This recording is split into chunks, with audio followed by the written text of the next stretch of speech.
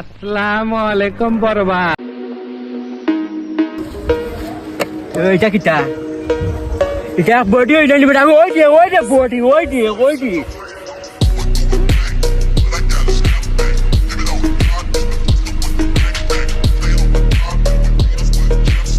আমি কি কাউকে গালি দিয়েছি?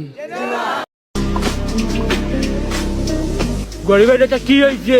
কাউরে আমি ওই জায়গায় তেল মারি চলি না।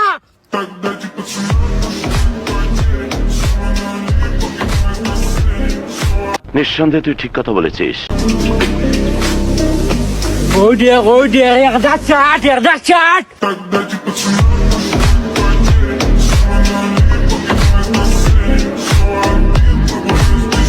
কথা কি ক্লিয়ার না ভেজাল আছে? মানুষ সামনে লেগে ভালোবাসে, পিছনে করে বসনা। আমরা ছুটি খাই না, ভুট একটু আছে।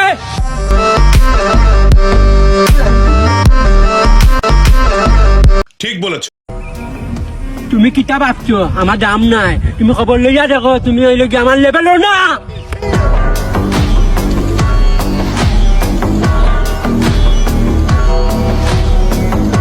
তাতে আমার বাল ছেঁড়া গেল।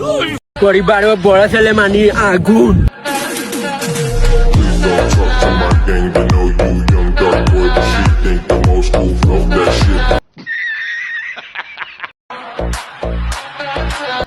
পরিবারের ছোট ছেলে মানি ব্রেন। मजा आया और मैं ये जो मजा है हिंदुस्तान के हर व्यक्ति को देना। يلا يلا يلا يلا يلا يلا يلا يلا يلا فجر فجر دبي دبي دبي دبي